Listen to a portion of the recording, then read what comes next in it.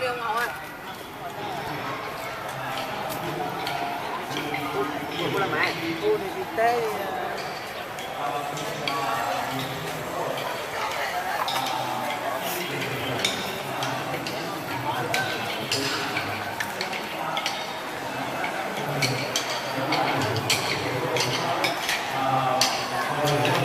Tìm bên kia nào. À, mang cái tay tao gặp mình lực đất chuyển lắm mà.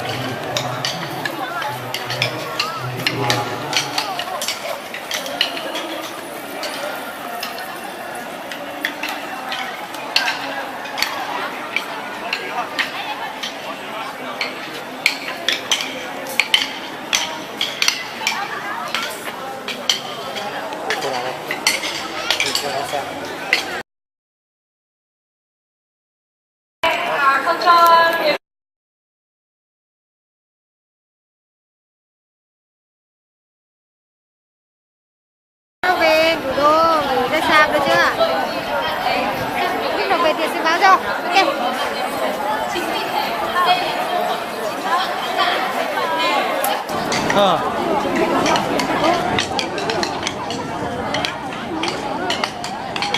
Thôi cái này nét hơn như này.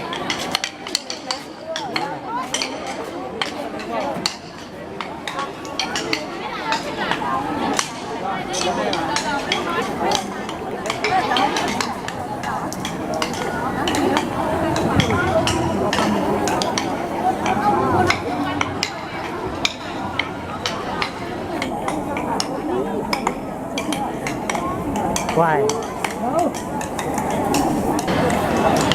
Cái này màu trắng ấy, cái này màu trắng, này màu vàng.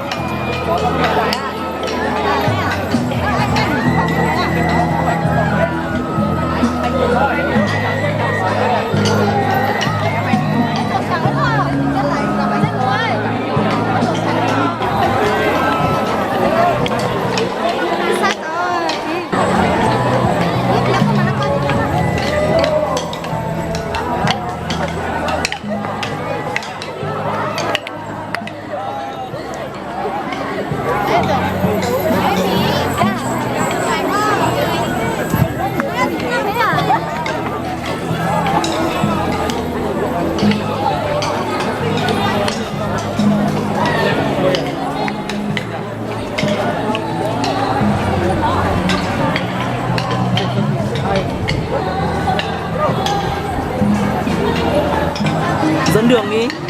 Chết.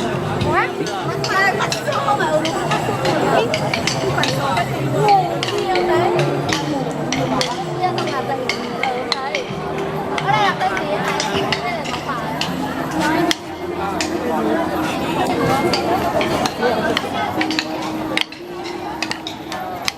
Đâu rồi?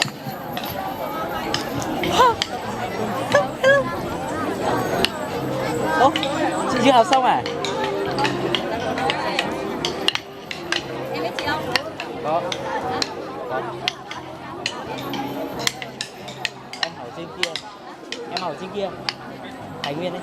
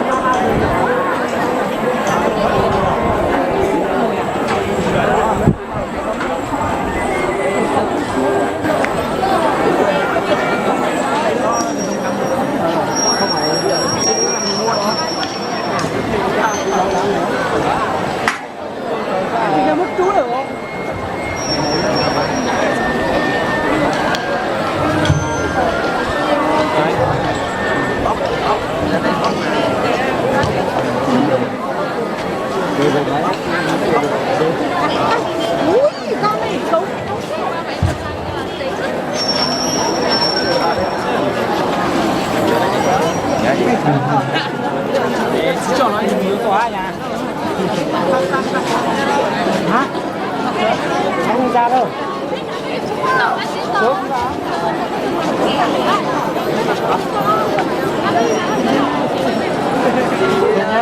Mình đã nhìn đâu. Thế à? Trên nhìn luôn á. Có đó. Nó đẹp vậy ơi. Đẹp vậy đấy. Nhiên lợi dụng cái phong tục bắt vợ của không để bắt vợ không đúng như đó là mặc dù họ không biết mình mà học cao. Tình trạng này thì có thể xảy ra rất nhiều ở các tỉnh miền Bắc của đất nước Việt Nam mình. Khi em thấy được cái hình ảnh đấy thì thực sự là em rất là ấn tượng, rất là ức trong lòng, và thậm chí có bao nhiêu người đứng xung quanh và họ vẫn không có một người nào dám để thuyết phục hoặc là ngăn cản cái tình trạng đó. Khi em thấy được điều đó em rất là đau lòng. Chính vì vậy mà tiết mục của vở kịch của chúng em hôm nay chính là diễn những cái cảnh đó, và em muốn đặt ra câu hỏi cho tất cả những khán giả đây đang nhìn thấy, đó là ví dụ bọn em đang diễn như này, nếu làm thật thì khán giả sẽ phản ánh như thế nào, sẽ hành động như thế nào, hay chỉ là đứng đây để nhìn xong cười. Đó là điều mà bọn em chắc ẩn trong lòng muốn được giải đáp, và muốn tất cả chúng ta hãy cùng nhau hành động để những người con cái không còn chịu những cảnh như này. Nếu chúng ta không hành động và chỉ để nó là sở thật là kinh, em nghĩ là sẽ có những cảnh, sẽ có những người có số phận tiếp tục đại diện trong bài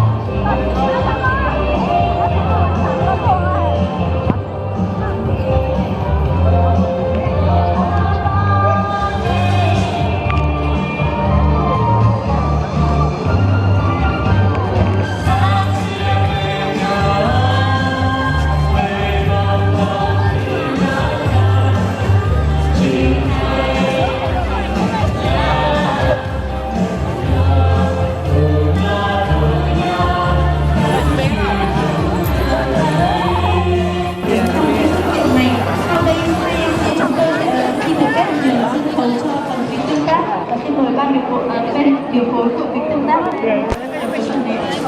Trước khi mời ông Phổ lên thì tôi muốn hỏi là tất cả những vị khán giả ơi, các bạn sau này đi từ kia các vị khán giả ơi, hãy quay trở lại sân khấu không ạ?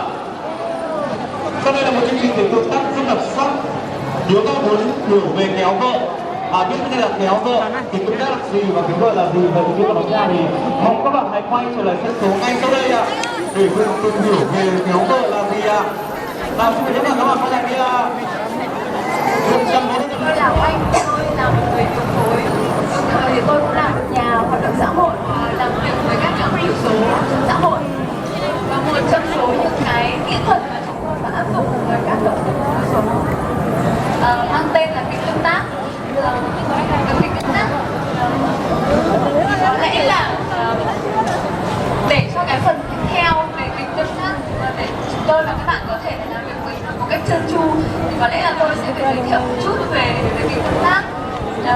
Kịch tương tác là cái kỹ thuật được rất là phát triển bởi một biên kịch là đạo diễn sân khấu người Brazil tên là Augusto Boal. Chúng tôi là những người mà sử dụng kịch tương tác khi mà làm việc với cộng đồng với cái mục đích là tạo ra một không gian thảo luận đa chiều về các vấn đề về xã hội, và trong đó thì trao cho mọi người cái cơ hội là mọi người được thể hiện cái quan điểm của mình ngay tại trên sân khấu này, và từ đó thì đến việc là tự giải quyết các vấn đề, tìm ra các cái giải pháp để giải quyết các vấn đề chung. Trong kịch tương tác của tôi thì nó sẽ không giống với cái màn kịch lúc đầu mà các bạn vừa xem về kéo vợ, nó sẽ khác với kịch truyền thống, bởi vì lúc nãy thì các bạn sẽ chỉ là người xem kịch mà thôi. Kịch tương tác sẽ giúp là thu hẹp cái khoảng cách giữa diễn viên ở trên sân khấu này với chính các bạn ở bên dưới đó, bằng cách là các bạn sẽ là người lên trên này và các bạn có thể là đưa ra những cái giải pháp mà các bạn cho rằng là có thể giúp ích cho nhân vật của chúng tôi ở trên này. Cách là trong một kịch chúng tôi sẽ có một cao trào, và trong cái cao trào thế còn thế ơi chị tôi sẽ có điều Anh nóng rồi em nói chuyện với em một chút thì anh cứ sợ mà em nhìn thấy em thì có cho em nhìn thấy em là anh vui lắm rồi đó để chắc là anh sẽ về ngoài hôm mình sẽ đến cho một tí nhé. nói đi mà vâng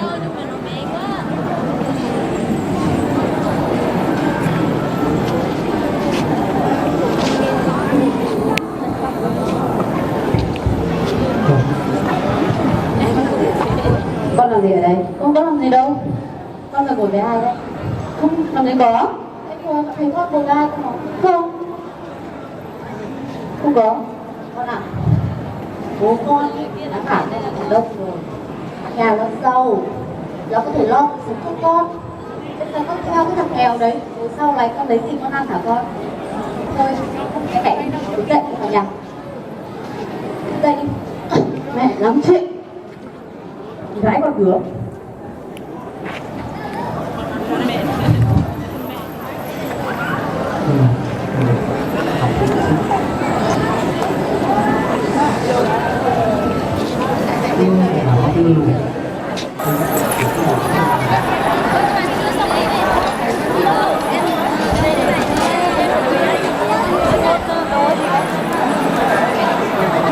Là cái gì? Thắng cố. Có sắp ăn gì? Tao thấy em không mặc đâu. Bộ này tên là Bây giờ đi đâu?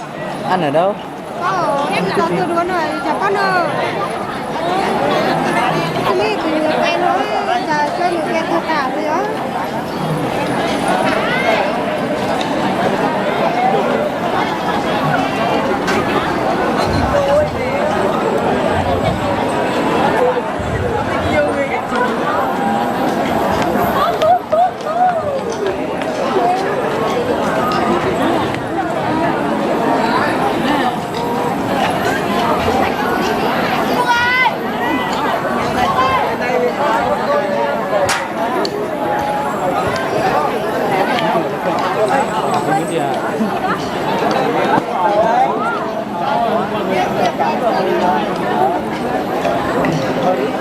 Chúng ta đi đâu?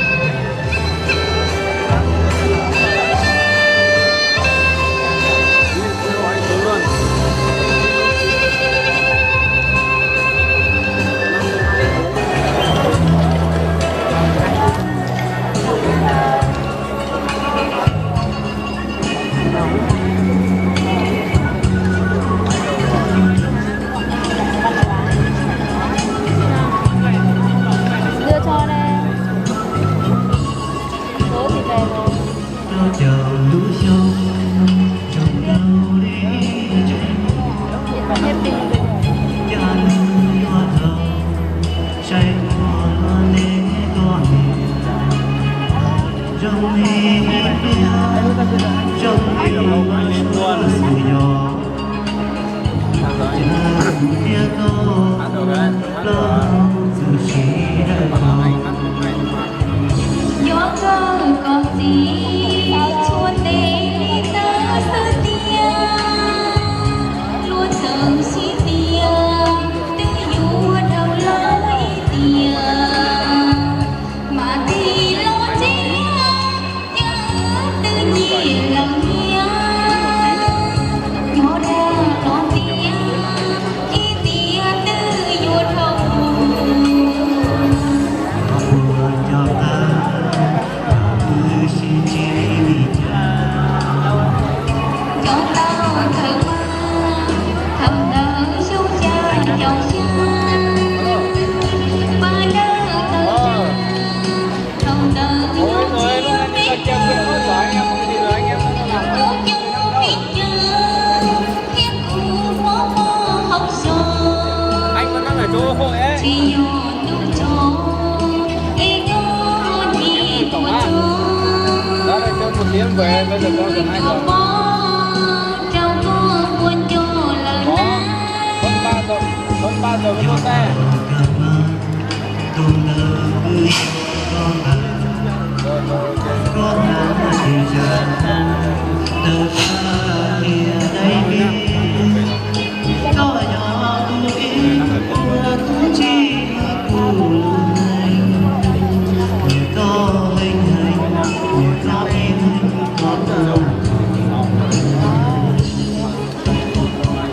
tu mi con tí chỉ tới vô thơ mơ cũng cho cái lù tiền nó cho muốn trong cô sư thiên nhớ tu chính này ngủ lâu nay lâu có ý đây cho đúng cho ba tu tu này còn nhẹ tiền cô chỉ muốn chỉ nhỏ trong xin hoa cỏ cho cô tu bỏ nghề tu xin cho hoa cỏ có ý anh ta tu anh cho đủ có ý tôi